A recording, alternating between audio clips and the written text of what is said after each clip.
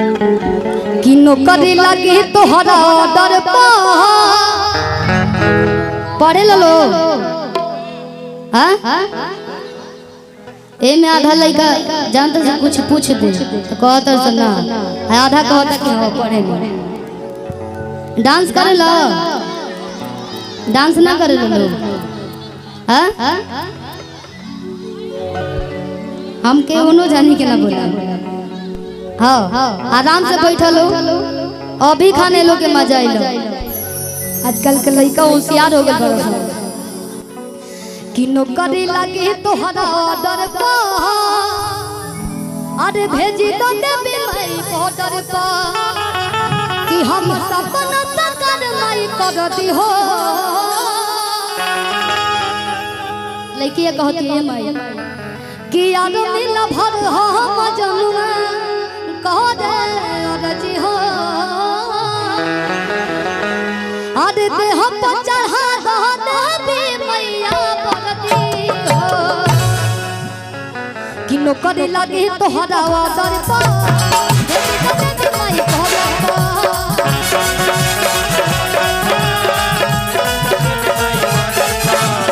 नौकरी लगी तोहरा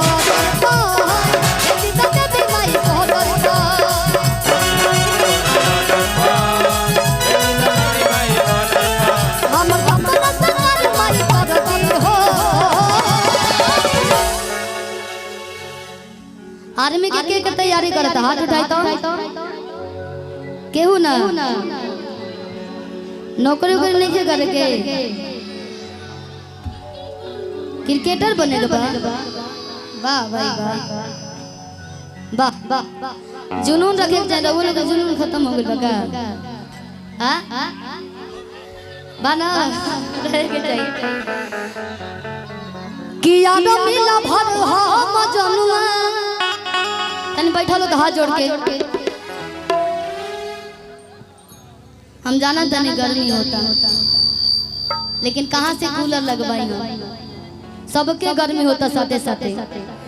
कि याद मिला भर हम जनुआ करे अरजी हो कि देह पर चढ़ा दे मैया बरती हो कि नौकरी लगी तोहरा ऑर्डर देखी तो देबे माई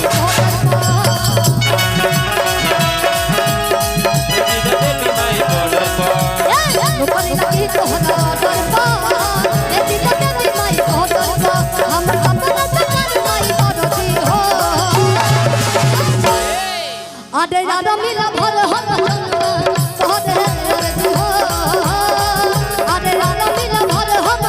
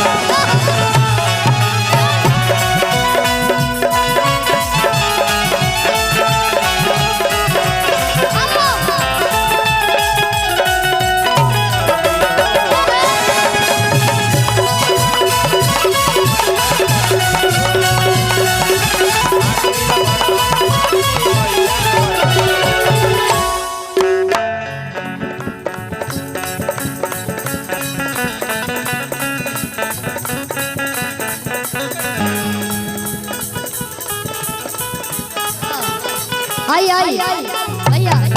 बस बस लइकवा कहता खड़ा हो चलो दोनों खड़ा हो जाओ लेकिन साइड में खड़ा हो जाओ कि बहुत करा दोहरी तन मैया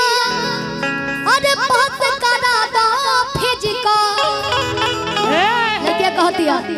कि फिट बाड़े शरीर से मैया रवि भैया है नहीं तो आइए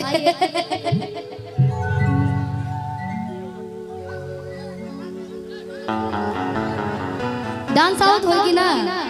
है कि बात करा दो देतन मैया रुकी अच्छा आइए आवा घरे डांस करते रहो ना क्या नाम श्री सृष्टि जी अच्छा सोनू भैया के बेटी भी बहुत सुंदर बनी कि बात करा दो देतन मैया बात करा दो इस बार तो देत मैया बात करा दो मेरी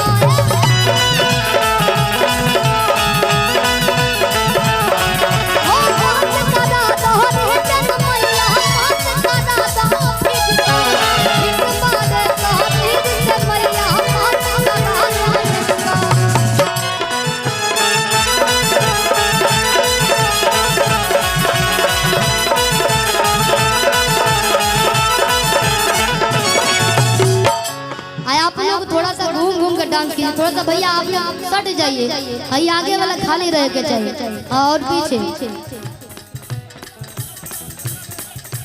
हाँ भैया थोड़ा सा आप लोग साइड हो जाइए थोड़ा सा सबके आजादी में लेके जाइए हर एक इंसान की आजादी में लेके चाहिए भैया थोड़ा सा ये दो आदमी होने से अरे बहुत करा दो मैया बहुत करा दो